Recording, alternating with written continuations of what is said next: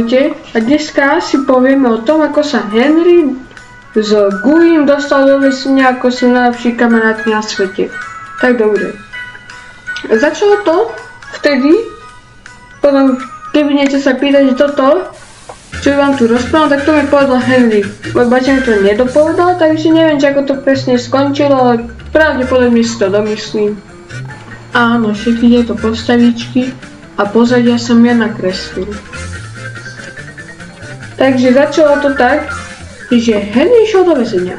To už asi viete, že išiel do väzenia, ale tam sa stretol s Guim a použil jeho helmu na to, aby rozbil stenu z väzenia a utiekol odtiaľ. Potom, keď utiekol, tak ich tam začali hľadať policajti, to je jasné.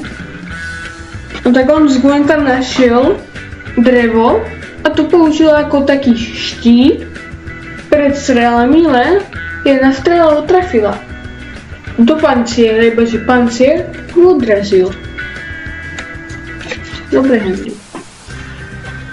A potom tam našiel moje auto, ktoré som tam zaparkoval preto, lebo som išiel pozrieť Henryho, ale potom som zistil, že on tam už není, že ja ho počkám už u mňa v štúdiu. On použil moje auto, moje Lamborghini, na to, aby utiekol pred policajtmi a ešte mi povedal, že tam zobral nejaký kameň zo zemi a hodil po policajtoch a že im rozbil sklo. To on si není istý. A potom tam dupol na plyn a narazil priamo pred moje štúdio. Toto bol už vtedy, keď sa natáčalo. On to si teraz vymýšľal, aby to nedopovedal, ale podľa mňa on zobral nejaký kameň a začal tam do nich búchať. Aj keď mohol tam použiť ten kód, na ktorý tam sú tie dvere, ale nevadí.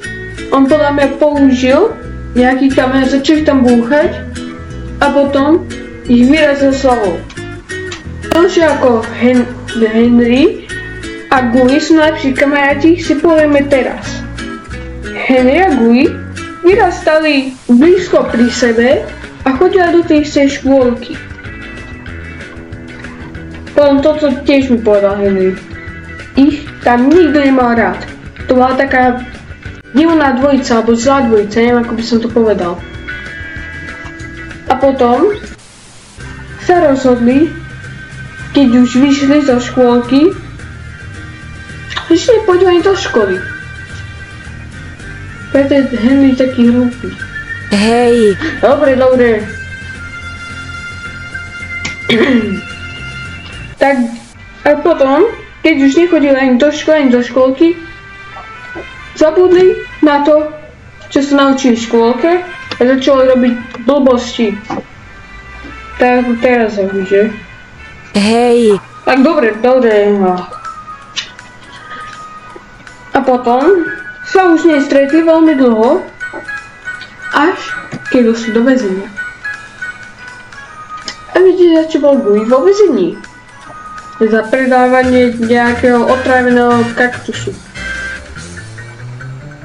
A pokiaľ sa vám páči takéto divné videá, to nie sú iba súťaže a potom nejaké zábavné Henryho videá, tak mi napíšte do komentárov, že či mám robiť takéto videá viacej, alebo ich vôbec nebudem robiť. Napíšte mi. Tak, ahojte.